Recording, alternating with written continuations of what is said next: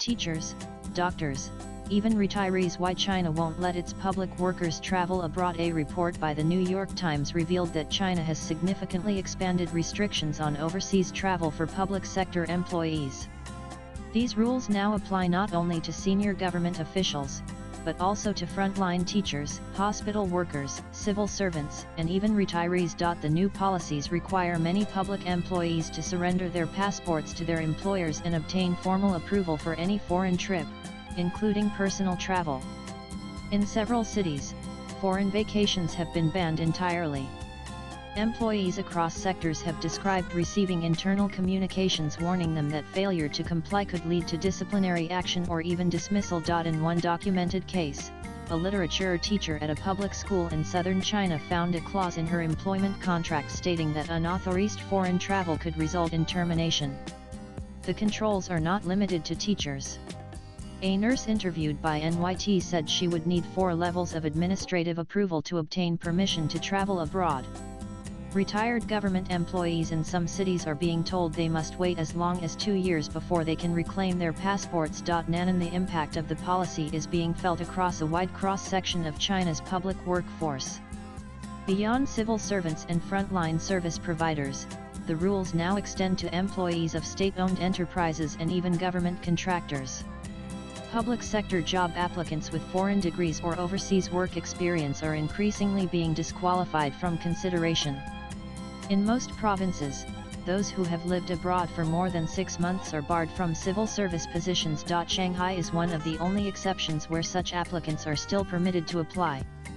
But even there, candidates with a spouse or close relative living abroad may be deemed ineligible for law enforcement roles. In addition to passport controls, employees in some areas have been instructed to avoid speaking with foreign media while overseas, and to report any contact with foreign organizations, particularly those labeled anti-China forces, to Chinese embassies. In some institutions, workers have been ordered to disclose all past international travel, in some cases dating back to 2018. Nanan, the travel restrictions are part of a wider shift under Chinese President Xi Jinping, who has steadily expanded the Chinese Communist Party's control over not just policy, but the everyday behavior and thinking of public employees.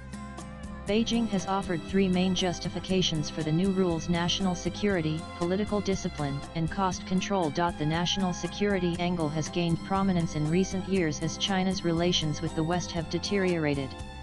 The government has warned of increasing risks from hostile foreign forces, a term often used to describe Western governments, NGOs, and media outlets that Beijing sees as attempting to interfere in Chinese domestic affairs. In 2023, China's Ministry of State Security publicly accused a Chinese national in Italy of spying for the CIA. Around the same time, Beijing passed amendments to its counter-espionage law, broadening the definition of spying and effectively giving authorities more power to monitor foreign interactions. But the crackdown is also about ideological control. Xi has repeatedly stressed the importance of political loyalty within the civil service. In July 2025, the People's Daily, the Communist Party's flagship newspaper, declared that people-to-people diplomacy exists because of the party and must be led by the party. The statement underlined a growing fear in Beijing that unsupervised contact with the outside world, even for a teacher or a nurse, might lead to ideological drift or unapproved narratives about China. The third reason is fiscal discipline. In May 2023, the Chinese government issued orders to cut wasteful and unnecessary spending. According to a report by First Post, official notices singled out travel, alcohol, receptions, flowers, and office luxuries. Senior party leaders, including Politburo Standing Committee member Cai Chi, urged cadres to stop extravagant eating and drinking.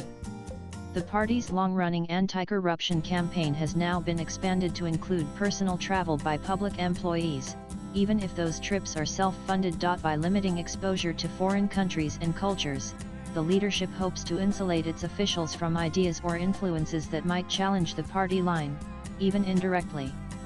For Xi, it's about ensuring that every government employee, no matter how junior, stays tightly aligned with the official narrative, at home and abroad. Nanan, the implementation of the policy has varied by province and department, but the trend is clear: mobility is being tightly monitored and increasingly restricted. Public employees are being asked to submit written requests for travel abroad, provide detailed justifications, and seek clearance from multiple levels of management.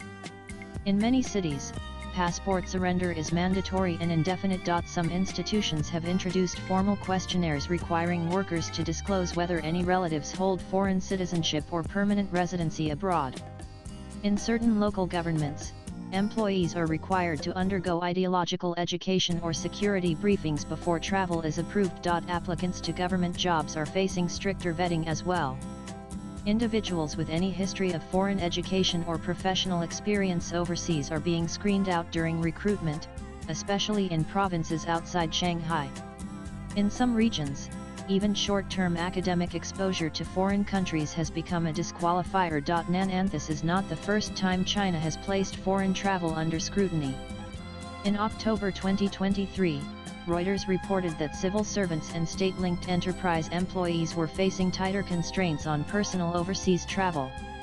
The restrictions included bans on foreign trips, shorter allowable durations abroad, and more complex approval processes. Some workers were allowed to travel only once per year, and only for up to 12 days. Others had to attend pre-departure confidentiality training. Public announcements by government entities such as the National Pension Fund confirmed the tightening of travel rules. In some cities, employees were also asked to submit details of foreign relatives and previous international trips. The Reuters report described a growing push by Chinese authorities to monitor the foreign ties of its workforce and track any exposure to overseas influence, particularly as China's relations with Western countries grew more strained. Swipe left for next video. And there has been no visible public pushback, but discontent is simmering.